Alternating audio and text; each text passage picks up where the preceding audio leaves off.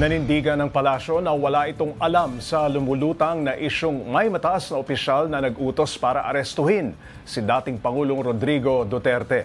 Nagpasalamat din ang Malacanang na may isinagawang Senate hearing kaugnay ng naging pagdakip kay Digong. Para bigyan ng mukha ang balita, Mobile Journal Julie Baiza.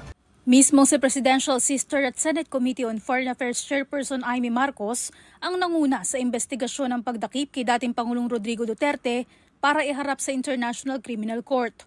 Unang sinabi ng Malacanang na hindi naman ito sampal sa administrasyon ni Pangulong Bongbong Marcos. Ngayon nga, nagpasalamat pa ang palasyo sa naging pagdinig. Mas naliwanagan ang tao, ang taong bayan kung ano ba ang nangyari. Napaliwanag po kung ano yung batas at kung ano lang yung ginawang batas. Kaya maraming salamat sa pagkakaroon po ng Senate hearing na ito. Kasabay nito, sinabi naman ni Castro na wala siyang alam sa naging usapan bago ang pag-aresto kay FPRRD. Sa gitna ito ng akusasyong may mga matataas na opisyal ng pamahalaan na nagsabwatan para maaresto si Duterte. Kung sino po ang nag-utos, wala po tayong personal knowledge dyan. Kung ano po ang napag-usapan, wala pa rin po tayong personal knowledge dyan. Kung naganap na po ang dapat na naganap, yan po ay naaayon naman po sa batas.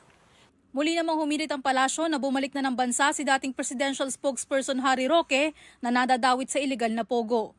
Kasunod yan ang pahayag ni Roque na wala na siya sa The Hague, Netherlands, alinsunod sa utos ni Vice President Sara Duterte na asikasuhin muna niya ang kanyang asylum. Mas maganda pong umuwi muna siya dito at patunayan niya po talaga na siya po ay walang kasalanan. Sabi nga po natin, siya mismo po ang nag-amin, siya po mismo galing sa kanyang bibig ang mga kwento, ang mga dokumentong kanyang sinabi sa Quadcom hearing. Hindi po ba mas maganda na siya rin po ang mag-present nito para mapatunayan niyang siya ay malinis? Aminado ang Malacanang, hindi maaaring hilingin sa Interpol na iuwi nito sa Pilipinas si Roque dahil wala naman siyang kaso sa bansa. Hindi naman inaasahan ng palasyo ang naging desisyon ng Timor-Leste Court of Appeal sa pag-deny sa extradition request ng Pilipinas kay dating Negros Oriental Representative Arnolfo Arnie Teves Jr. na nahaharap sa kasong murder.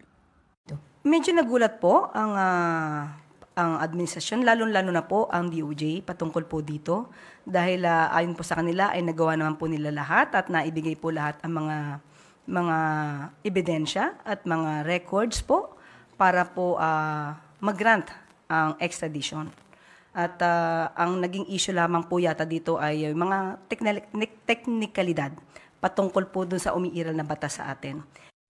Pinauubayan na raw ng Malacanang sa Department of Justice ang susunod na hakbang para mapauwi si Teves. Pero ang sigurado, iaapila nila ang desisyon sa Timor-Leste Court of Appeals. Mobile Journal Julie Baiza po, hatid ang mukha ng balita.